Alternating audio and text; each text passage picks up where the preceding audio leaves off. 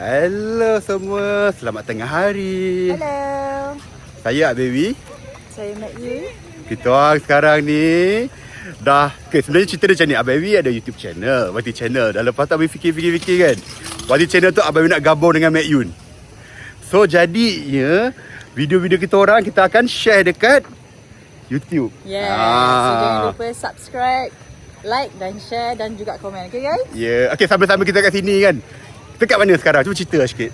Kita orang dekat Taman Tasik Titi Wangsa. Okay. Tempat favourite kita orang untuk berjogging, Berhealing. ambil angin, berhealing. Dan kebetulan hari ni cuaca sangat best. Sebab Betul. tak panas. Walaupun sekarang pukul 9.30 pagi, tapi cuaca sangat best. Biasanya 9.30 pagi, 10 ni kan panas. Dan kat depan Abewi ni datang permainan. Kita sama-sama kita terus vlog Okay, jom. Tu ABJ. ABJ.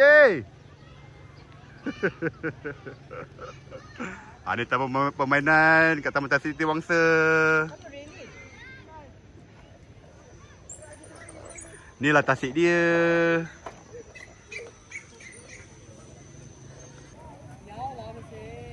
Dah Abewi ada bawa roti. Roti ni pun Abewi singgah tadi dekat stesen minyak. Abewi sebenarnya ada roti-roti yang dah expired, tapi Abewi lupa nak bawa. So Abewi pergi beli kat stesen minyak. Australian oat. Mahal juga ni, dalam RM5 ni. RM4 dua. Yang roti kat rumah tu murah je. Nak bagi kat ikan makan. Ni Abewi nak bagi ikan makan je. Okay, jom. Jadi kekok lah Abewi. Lama tak buat video, tak buat vlog ni. So Abewi biasanya post kat TikTok je. Tapi video-video yang kita akan post ni kan, kita akan post dekat short. Kebanyakan short. Siapa yang, sebab Abewi perasan, korang yang ada TT, IG tak ada YT. Yang ada YT tak ada TT, tak ada IG. Sebab tu Abewi video-video kita orang, termasuk Mak Yun, Abewi akan post dekat YT juga. So korang boleh lah tengok. Okay, jom kita bagi ikan makan. Ikan kecil-kecil. Tapi korang tak nampak. Sekejap Abewi zoom. Nampak tu? Kecil je kan?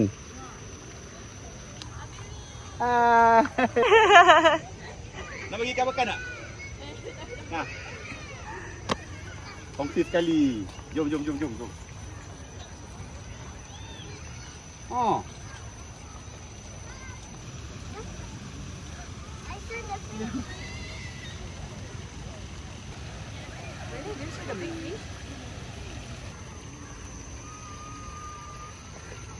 Okay semua, jumpa lagi dan jangan lupa untuk subscribe YT Abewi dan Mak Yun. Kita akan post video-video lagi yang menarik, video shorts. Okay, jangan lupa tekan subscribe. Kita aim berapa?